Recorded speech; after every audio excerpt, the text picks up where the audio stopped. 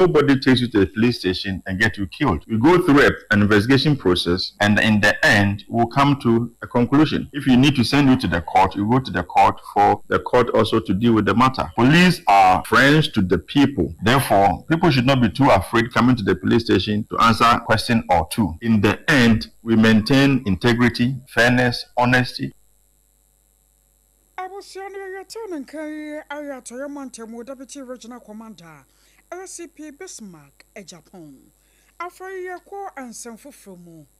Anano power no siaka siebom wo no yodi amanebo ebabesomo efri America ene Venezuela mino emu ebra yira Donald Trump wakọ Venezuela mine mu na fe mampanyini ya wote akonya so yira Nicolas Maduro akwakọ man so se ayi anya asem keto ma won na srafo akwakọ fa no mum ne nyina no ayentansa wodo bia wo mde abo opanyipa no na wo kire muo se wo panyipa no nyoma bi nkwohyen ni mu afei temamufo no omafo bi no mu a won wo kuro no so ekire se wanu akasankasa no eba no enuboni hu dwadi a wodibi enam sunti wakwakoye kokoti kenka bi ama kuro no so ankasankasa mekire oman no asomdue ansada anim eno ananam so ama America mampanyi Donald Trump wono so agina ne tumi so ya wotu sa anamo no na asasem yi ba yi amama ya wodo pinu ade won ho agimu a wokọ China man mu a China aman no empanyimfo enso wakasa fa ho kire se womo ma Donald Trump enkosi ne se eye yewura ye friend se Nicolas Maduro wombeja no na wakwakodi ne man so ewo chese Venezuela anam so ama Ghana emaimu waso fo ye wono adankita wudi SOMPA FM na ta George adna no atumbi na wose won ye wo bisa ko san se anyambia no nia ye kan se abibiman emra wodo a ye de ayadwuma ane wiase amansa nyina emra no edaso ginamu ana ye de ye adwuma ne mu nsam kan no so etesai esanse wo hwemu a sane anuoma sibi kakọ ewo Venezuela na afei America mampanyi yero Donald Trump ase anya de obi beka enu otie no ya kan ne anuoma wodo bi a wokosua ye ewo Kofia na International Peacekeeping Training Center na eno no aye Peace and Security Studies eno okokoye ho adwuma na wo se kan no a na ama na dwene mu aye ne kesenene na wo bi sansem pi no a ewo ne chinim sa anyambia no we no ye betumi aka ne se de asi ye ewo Libya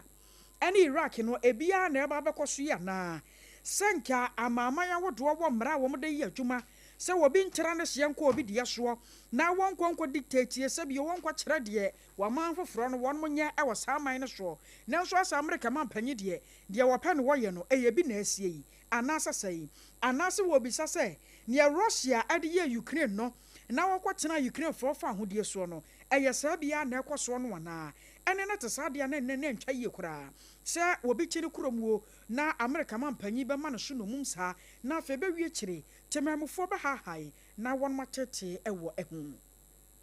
awo sasem koya mu no African Union won mo so atro krata ade epiedwa na won mo krata ya won mo de ba ye no na wo kire se wo ma wudie sie ewo Venezuela man mu a anam so ama wo mampanyi yewura Nicolas Maduro enei America mampanyi wanam so ama na srafo akwakofa no mum na enye ono nko akora no mofa ye wo mofa ne ho kani sad ne ka ho a akwakoye ahomechesem na wo mo de wo mokoso aginam se international law no emma ho kwan sa sem oman bi betara no hye na sa bi wo akwakotetia ofoforo SOMPA FM nam sunti wo mo ka de akira America man no se wo mo refi wo mo kaka wo mo sa international law no ye wo mara hodo pinua ene wo mu enti America mampanyi yero Donald Trump won san kwatena se biem na won hwe mara ne mu mienu anhwe de ye na won fanya adwuma wose ye 2026 mu no sabio eni chebi na sa wurukasam ene nioma etise no abaso na won mo ka de akere se wo mo African Union de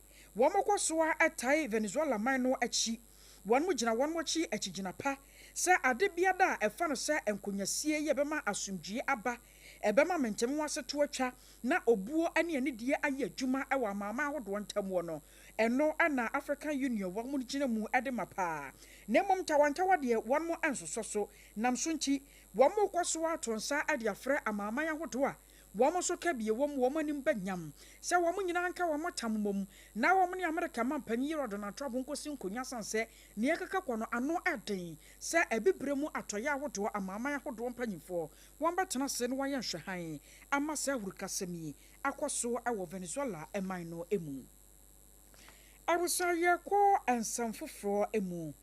Na wɔn adohyɛ bi yɛ wɔn mo ɛwɔ soame makro ɛna wɔn mo anotam yi. Wɔn kyerɛ sɛ ɛnra awia ade kɔ n'anumere so ahurukasam anasa rehosam a esi yanam so mo kada rider bi a wɔnyɛ mfinhyia no aduonu nson wɔkye nananom ɛwɔ ensia do yaya no nanka Ghana yɛbɛtumi asia no kwan ama no ayeye nanso ɔman no kan bi ase yɛtena se ayɛ nhwehwan ama anuamabɔne esi ansa na sabio yɛtu anamo ɛwɔ ho wɔn mo kyerɛ mo sɛ wohwɛ mu a arehosam bi asi ɛwɔ soame makro ɛbra ekwan ni muo jaza amana pa ye da wo chen garam sa amana nanam so ma trailer bi ane okada rider bi ade ko hwe mu awie kire no okada rider wonya mfinhia no aduonu enson wo chi nanom awonsia do ya na asam no akwakoye ahomechesem na eno na ekoba na sa no ananam so ma mabunu no wo mo so paila ya wo mo kire mu se de ese ye no de entwa ye wo mo sra Ghana ban empanyifo mu ka bie wo mu DCs ene wo mu a wo manudru dwom se wo mu mre mu sansa soame makro nya sabi okuro ketwa ne akana sa bibia sinti no ye fa no trasa amana da wonye ne na se ne yesi bi kuma de hye no ye nyina ye tie sompa kromafo ne bi ebonkomo sei amana da zin omo de ahoma bi be fa ha no omo twa kwan nim omo twa kwan ma nya ho hwi bi no mo gya amana da ho sa aja sima sianse na ma ba hwe de aye ho bi ti se ka ne ba na so mo di spirit ha o ti bom oboma ti tun kra de e fa ba ti me se e be se odu ha se no no so down no mo tu ranse na mche na ayi no group na de e so na tare so mo tu kra ngra se ba che twi ni pa ne ko de ko da se di samra be so mo hwe no mba ni eye trader walo du free bi kro so a kro no kwa wa nya de opere se nka obedu anase be obefa sa nkwanhia enso ye nyame pe no ye odu makro junction no eho amra eye amra omo ye kwan ntino omo de high tension wo ya support the whole Ghana anase support Asante region abegu fomo titembi e hono yi amra omo tibi be kata so nanso we de asa adwumayefo no omo ko break no omo mind amra no wa do kakra awusia wai ayatemamufo bi no mo ana yete wo mo enka no na eno achi no ana yamane boni ba wa beidu amana so ho a wana soame nadmo operations director ekasai yira saibu na wono so ne nsam a ode emaye eni no mu jijina o mu nim se de o mbeye police for no e ba na mu ka chem se o mu two time no mu yi nipa no ansa na mu ye de mu sati two time no na mu yi nipa no but before e me version na wa yi what no apeche wa yi ni e ga na mu di two police car na police here de police for the call mortuary enti asama mi betu esi I was your way ayo ma de she bi no ya womo awo soame makro ane ete wo monkan wi akire nadmo director ya wono so ewo mpotem ho opanyi pa ne amane boni ba wa beidu atwetwe enkomo eseyi ya toa ensam no eso na naimos tax force atu anamosonku bi na wonmko epoye mantamu anam so ama wode atodwa etrose wa kire China fo mienu bi a wondin ane le honjin ana fenunchi ho wo mo amienu ewo pankase ye no ewo brim north mansin no emu na ebra wo kire sa China fo amienu yi na kyese dwumade a won mu die no nyina no ayese aban no galam se no a wo se wabra no saafo no de wo mo nya adwene kora sa kyese de Ghana aban aka no wo mo ade eye adwuma enti ebra naimos tax force kokoduru ye na se China fo amienu yi wo mo ginam ya won mutu gala no dendendendendende ya wo say ensuo enam so ama enei won ma kire wo mo a wo kire se arewo sam no se bro mo koduru ye no na akwa ebretuo ye no adabrim north mansin wo no wo mo adidi akwa wuram ama ensuo ye no ye friend se brim river no ehon so wo ma akwa wuram asai ensuo no poto ya ani nyina asaye anam so ama enei wa kire wo mo na Toyota Tundra pickup baako a ne registration number aye AS 8120-20 na China from the year juma eho eno won mo kire excavators awodo ana no so kan wo mo ho eho no eno so 9 was empanyimfo won mo asomu a wo kire se eno so pempim awodo bi a won mo sisi structures awodo bi a won mo ye no ho a wo mo damuo anojo anopa ne awia na wotu galamse ewo eponi mu no ne nyina no empanyimfo ansa asomu a won mo hyehye dodo no a ya just excavators no so won mama so ya wode aba enkramantamu anam so amode atodwa FM about 2026 anamutu a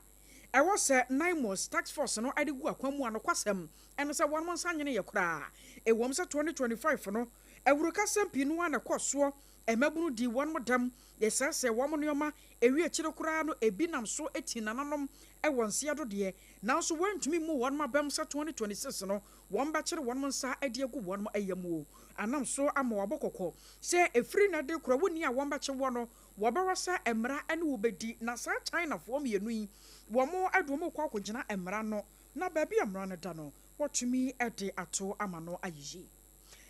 ye ko oroso no ewo afijase asokore koponu mu ewo asokore eya sante mantamu ebusua ewo na ababada dwase eba no ensuo hu nsam anokwasem na enwo akwatwe ye papa se de jonso sabio abo akoko anam so ama eneyi ekuo bia wonmo sha aban ase na so eba no se yengeka ye humom yentu na mosonko na yemwo ma Ghana ban na ni soade hunu ne botaye entumi emramu a womo edimu ntintiman African Virtuous Ladies Foundation International womo etu na mosonko akwakosi boho sonko kra ya wode ama orasofo a eneyi akwakoye anikasam ne anigesam na First Lady Mrs. Priscilla Owusu Asante wono ane amane boni bo wabedu atwetwe nkomo ebra wom kokoduru ye no wotro se sa adoye sonko ane sa ni soade hunu womo fato womo so nyene na wo hwemu a eduru mra bi etese no a aya na wono chinchini mu a epekura sabio eba no ehia sama wodo a womo ade no kwakire anase mpo womo kura womo ni bikura enti eno na kan wo bi ma owra so kuro ni mu womo se ensuo hu nsam ayade a eho oden ede ema womo a wotu sa na mo no na wo ye bi ede boye na 2026 womo sra Ghana ban se won koso ankura womo mu sane be ya afefade ye etese yi no wombe koso a wonu waye na wacheche mu sei ahaye oram so na ebehu ye se nsuo hu oden ma wo ade na ye metu bi ma wo na eja 10 years aye di no ye hu se ya ye bibi asi ho a daachi bi no ye mma bi anase ya ye bom e kase bi a ye fa ekwan yi so kwa na ye beba be hye se ade fa virtuous ye e wa ha no eda so wa ha nyame be fa so ehira ye enu nti ene ma ye betu nsuo no wa ha de meka ne se nsuo omo a nsuo ehu hia wo mo no kwa ya na ye menwanwa because nsuo eye nkwa nsuo ya de nyina wontimi nye bibia wo wiase obeyi nsuo afrim na eno achi no ana na wasapi yakubi wono agina mode maso kore hene wono so akasai ya woda asiye papa etrose woda sia ebi sanso mrabiom na momon kaya no womo so hwade ekuo beyeye na wonhwe ensua bi 2026 ana ya mfa esu na shase ye de nsuo ane anigye na shase a na de aseda kese SOMPA FM ye babo modin ansa sa japade wo ya ye babo ho ban asiesi na sedachi bia omumu to fa ha do hu sebe ye nya kohwifo obi ya de de gyawo na wanhwe ni ye na se ya ye se wo ye kohwini enso ya askorefo de ye nya kohwifo babo ho ban e bedu ni ni asiesi abusia wai ayena na pia kubi ane yetene kana wono kogina mu adema askore henene ana yekotie ye no na yeko aya among from camp prisons e wono so ana abusia se wura wono mo anokwasem ane se wo se eba fam sanse enayi sane Ghana no ankasa akwaye no ankame ye sani pa bonfo wono mado so nti se koba no se enaduafie kura no amfa ni power ha na wono akwakoboro so be ko ni pa ba se empemu du ni akire na wono gudan ba kum anam so amam from camp prisons wono eyade a womo ebre yi papa na Dankla Foundation ye no awa santemantamu wono so afato wono so akwakoya ye adiama womo a eno akwakoye enigesem kese yama ne boni bo wabedu ene Bishop Dr. Peter Kofi Domfe etwetwe enkomo ebro panyipai womode wonma ye yede ekokoduru ya wode ama adehia ewo eneduafi honom sei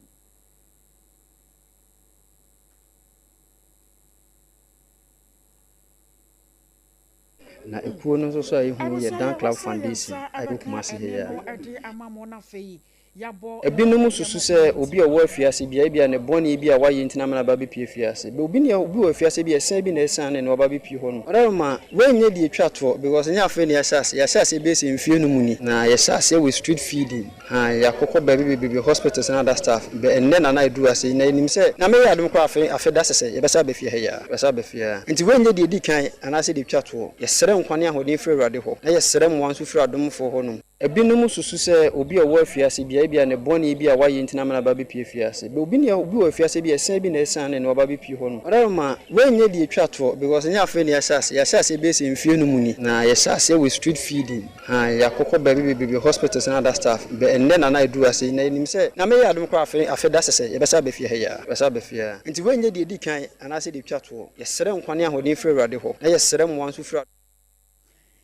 I was your way, Dr. Peter Donfen, your turning canona, and what you know, DSP Emmanuel Yimbiri, one also Akasai, where assistant chaplain at the Ma, a year among from camp prisons, then somewhere Okayebini. Nyankopɔn enhyira omo ewo nkae a omo de kai ye image enede enye obiara na owo sa adwen ne se obekae se ne nua eda efiase because a fulfillment of scripture because Nyankopɔn say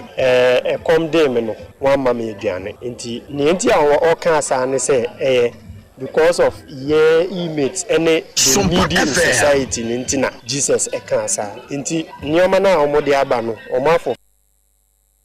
I was your returning carry I assistant chaplain at the Ma among from camp prisons. DSP Emmanuel Yimbilina Amanaboy Bawa Beidu and na Edifra Santamantamu Ebabasumye. After cha airport na yakwa obi emanso. Na sani yadinka amu maniano se woko Venezuela emino emua eyadia. Wamani mwache mienu one more time and penny Nicolas Maduro echidie eyadia se wamobu afuye papa ya one more jarai. Afu frobin mozo suwa wamo anti wapenyi pana china na motuo ne nneoma wodwa one more yeno. Anso akwa taye Donald Trump wachia. Wamo trasa sani Trump waye no waya die ene womu nyakura womu de ne behye kire sansana na motuo no eyade adamu sonkokura. Na yakasai yera Donald Trump America mampanyi wane omanfo no mo adi nkomo. Na wachira mo se Venezuela man no wamu wafango pa kese ya jose ebu aman no man mpuntuo ne nchechire yetumi konkan na so nkame yesa mampanyina no wote akonya so Nicolas Maduro no wonhweso ye entina ma oman no cheche pra na epropansam na ene yi a won motumi afa mampanyini no mum saa no eyade se wono America mampanyi wo ba behwe sane ye baya fango no Venezuela man no wono won betumi achechire no machechire ne yie edi sika beba man ne mu na fe Venezuela man no so anya so emfaso na wo kan wasan so akane biem se wono de enani ji yie papa sasa na motuo no wono mampanyi Donald Trump no watumi atuo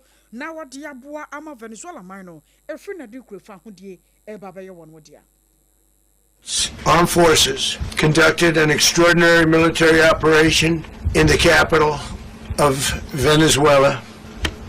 Overwhelming American military power, air, land, and sea, was used to launch a spectacular assault, and it was an assault like people have not seen since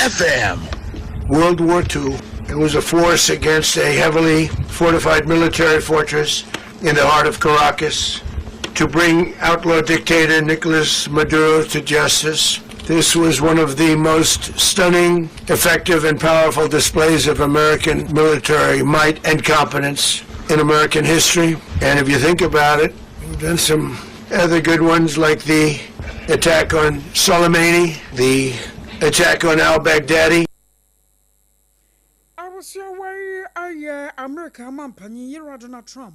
Nana ana yokotie ye no. I was your also near Janani Aden some no I see young fasada. My time haba mesha. One on a de malaria fever a draw aba. I was ya one more to mini di. One am yo boho. What an asi a boy was sorry a boy. A face of cradiana to one more. Now say a yaw so much what to chum. Shall see an time haba mesha a dray bisansa a yedupa. A bueni pediano wanka sankasa. A more pom deno a sanso ejina ne nice war. Na shannon swine. Sir, o call me a hour dry to draw when Sir Ebekabi 0244